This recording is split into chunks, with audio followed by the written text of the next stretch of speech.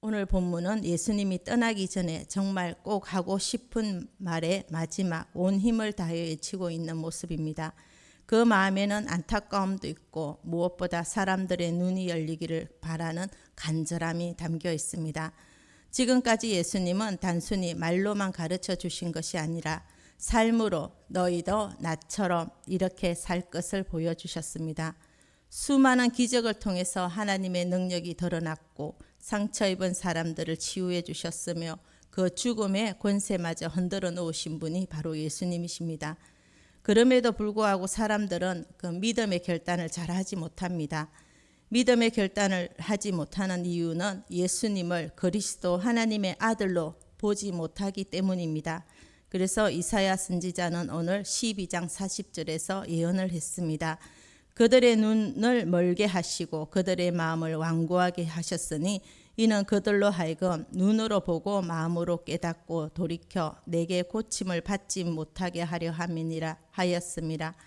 영적인 눈이 열리고 열리지 않는 것은 우리가 말씀을 보고 신앙생활하는 데 있어서 굉장한 큰 영향력이 있습니다.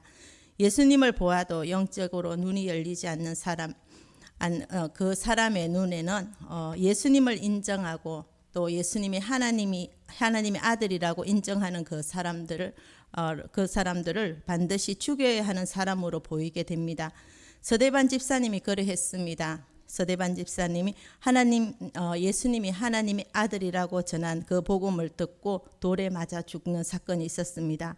수많은 사람들은 복음을 듣고 마음에 찔려 회개하였더라면 영생의 길을 갈 수 있을 유대인들이었지만은 그들은 끝내 그들의 눈이 열리지 않아서 그들이 말씀을 제대로 알지 못하고 듣지 못하고 믿지 못해서 서대반 집사님을 죽였습니다.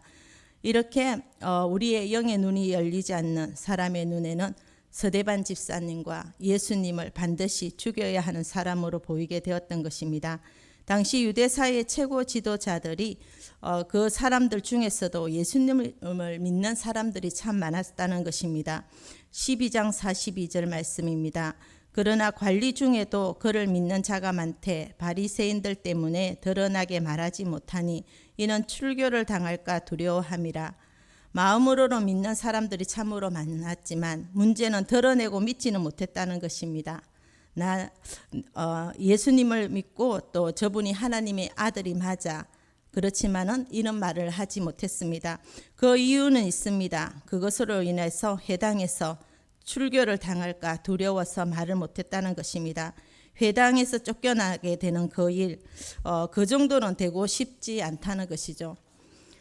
예수님을 그리스도라 말을 한다면 그때 당시의 분위기는 예수님을 죽이려고 하고 있는 분위기였습니다. 예수님이 그리스도로 고백한다면 정말 현재의 그 자리를 유지할 수 있겠느냐는 것이었습니다. 이것에 대해서 성경은 말합니다. 12장 43절입니다. 그들은 사람의 영광을 하나님의 영광보다 더 사랑하였더라. 하나님의 영광과 사람의 영광 중에 어떤 것이 더 큰지는 생각할 것도 없습니다. 우리에게는 하나님의 영광이 더 큽니다. 또한 하나님의 영광보다 사람의 영광을 더 사랑한다는 것은 그것은 우리의 믿음의 눈이 열리지 않았기 때문이죠.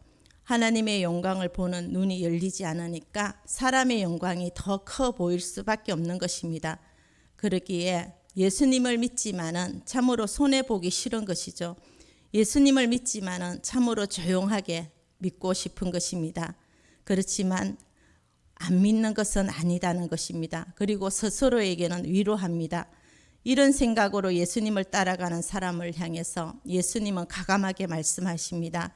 마태복음 7장 13절을 통하여서 우리가 반드시 들어야 할 말씀입니다. 좁은 문으로 들어가라. 멸망으로 인도하는 문은 크고 그 길이 넓어 그리로 들어가는 자가 많고 생명으로 인도하는 문은 좁고 그 길이 협착하여 찾는 자가 적음이라. 넓은 길이 있고 좁은 길이 있는데 누구나 다 넓은 길로 가고 싶을 것입니다. 그런데 그 넓은 길을 들어가는 사람은 반드시 멸망으로 가는 길이라고 합니다. 좁은 길은 영생으로 가는 길이지만은 가는 사람이 너무나 작다고 말씀하십니다. 또한 세상에는 하나님의 영광이 있는지도 모르는 사람이 참으로 많습니다. 하지만 사람의 영광은 우리의 눈에 보인다는 것입니다. 사람의 영광은 돈 또한 성공, 유명해지고 그러기에 사람들의 눈에는 사람의 영광만 눈에 잘 보이게 됩니다. 좁은 길은 나의 영광을 내려놓고 하나님의 영광을 더 많이 사랑하는 것입니다. 지금 우리는 단순히 성경 이야기를 보고 듣는 것이 아니라 삶의 방향을 결정하는 그 질문 앞에서 있는 것이죠. 예수님의 말씀은 그저 좋은 가르침이 아닙니다. 영생을 여는 문이기도 하고 동시에 삶을 판단하는 기준이기도 합니다. 본문은 이렇게 시작됩니다. 예수님이 외쳐 이르시되, 성경에서 예수님이 외쳐 말씀하셨다는 표현은 단순한 설명이 아니라 아주 절박한 선포라는 것입니다. 그래서 마치 멀리 있는 사람에게까지 들리도록 온 힘을 다해서 외치는 모습과 같습니다. 주님은 이렇게까지 하신 이유는 이제 더 이상 시간이 많지 않았기 때문이었습니다. 사람들이 결단해야 할 순간이 가까이 왔기 때문입니다.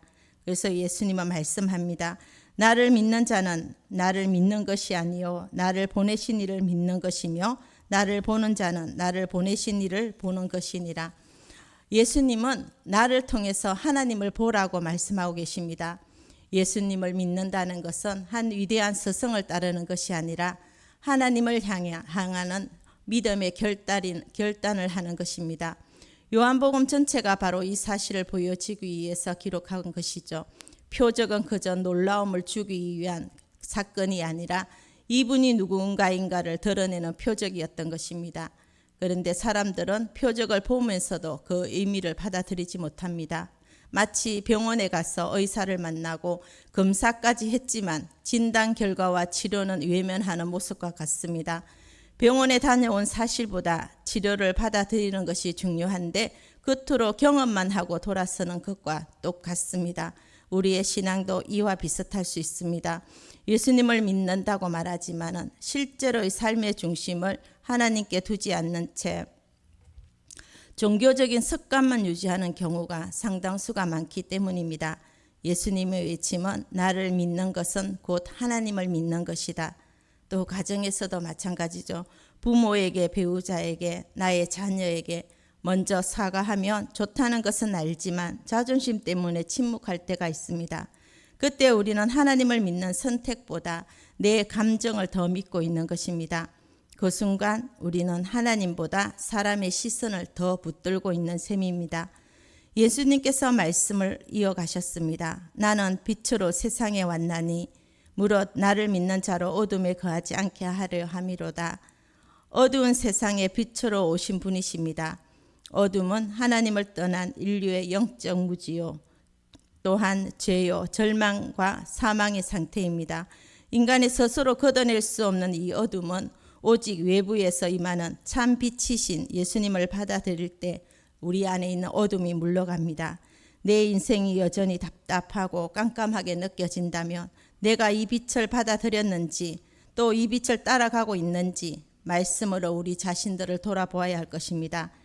빛 대신 주님과 동행할 때 삶의 어둠은 물러갈 것입니다.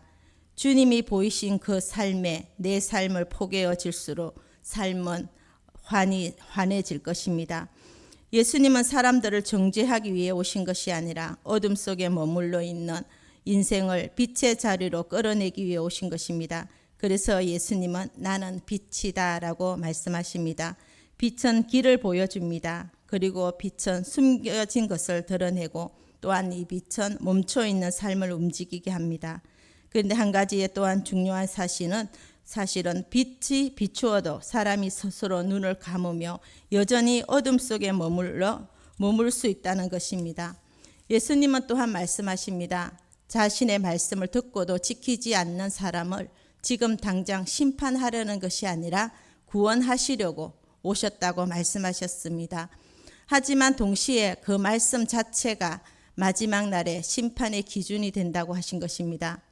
이제 예수님은 말씀의 권한을 분명하게 밝혀주십니다. 내가 내 자유로 말한 것이 아니요 나를 보내신 아버지께서 내가 말할 것과 이럴 것을 친히 명령하여 주셨으니 나는 그의 명령이 영생인 줄 아노라. 이 말씀은 매우 깊은 말씀입니다. 예수님의 말씀은 단순히 조언이 아닙니다. 삶을 위한 참고자로 도덕적인 정보가 아닙니다. 우리는 종종 말합니다. 교회에 가서 좋은 말씀 들었다. 이 정도로 생각할 때가 있습니다. 하지만 그것은 말씀의 본질을 놓친 표현입니다.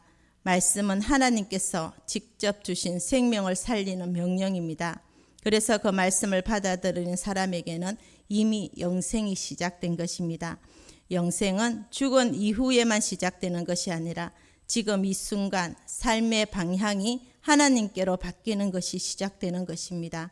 하지만 같은 말씀이라도 거부하는 사람에게는 그 말씀이 삶을 판단하는 기준이 됩니다. 영생은 단순히 오래 사는 것이 아닙니다. 하나님의 생명 안에 들어가는 그 상태를 말합니다. 하나님과의 관계가 회복된 삶을 말합니다. 그래서 예수님은 요한복음 17장에서 말씀하셨습니다.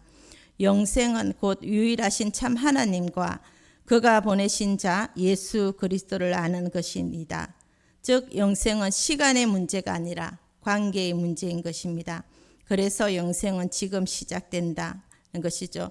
예수님을 믿는 순간 하나님의 관계가 열리고 삶의 방향이 바뀌고 존재의 소속이 달라집니다. 신앙도 역시 마찬가지입니다. 천국은 나중에 완성되지만은 영생의 삶은 지금부터 시작되는 것입니다. 삶의 기준이 달라지는 것이 바로 영생입니다. 그래서 영생이 시작된 사람은 선택의 기준과 그 가치관이 달라지고 두려움의 대상이 달라집니다. 예를 들면 전에는 손해가 무서워 거짓말했다면 이제는 하나님을 더 많이 의식합니다. 전에는 인정받는 것이 중요했다면 이제 주님이 기뻐하시는 것이 무엇인지가 가장 중요합니다. 이것이 이미 영생의 삶 속에 들어온 모습입니다. 그래서 영생은 죽어서 시작되는 미래의 사건이 아니라 오늘 말씀을 붙들고 삶의 방향이 하나님께로 돌이켜지는 순간부터 이미 시작되는 현재의 삶이라고 할 수 있습니다. 마치 시험 문제를 미리 알려주었는데 끝까지 공부하지 않는 것과 같습니다. 문제는 이미 공개되었습니다. 답도 이미 들었습니다. 그런데 선택하지 않는 것입니다. 그래서 예수님은 이 마지막 공적 외침 속에서 사람들에게 삶의 방향을 다시 생각나게 하셨습니다. 내 말은 너를 살리는 말이다. 그러나 동시에 너의 삶에 비추는 기준이 될 것이라는 것입니다. 우리의 하루에는 수많은 선택으로 이루어져 있습니다. 아침에 일어나 기도할 것인지, 또한 핸드폰을 먼저 들 것인지, 아니면 상대방의 실수를 덮어줄 것인가, 아니면 끝까지 지적할 것인가, 정직하게 손해를 볼 것인지, 아니면 편안하게 이익을 얻을 것인지. 그런데 이 모든 순간이 사실은 우리의 영생의 방향을 선택하는 순간이죠. 우리는 종종 영생을 아주 먼 미래 이야기처럼 생각합니다. 영생에 대해 예수님은 본인의 의지로 말씀하신 것이 아니라 오직 하나님 아버지께서 주신 명령을 그대로 전하셨습니다. 그 말씀은 우리를 심판하려는 말씀이 아니라 살리려는 영생 그 자체입니다. 죽어가는 인류가 생명의 말씀인 자신을 영접하여 살기를 바라는 예수님의 애끓는 심정으로 호소하시는 것입니다. 이 사랑의 말씀을 받아들이는 사람은 영생을 누리지만은 끝내 거절하는 사람은 마지막 날 자신이 들었던 바로 그 말씀에 의해서 심판을 받을 것입니다. 우리에게 또한 질문합니다. 나는 말씀을 어떻게 대하고 있는가입니다. 말씀에 우리의 영원한 생사가 달려 있습니다. 오늘 하루도 정말 우리가 말씀을 묵상하고 말씀대로 사는데 우리는 반드시 목숨을 걸어야 한다는 말은 전혀 지나치지 않는 것입니다.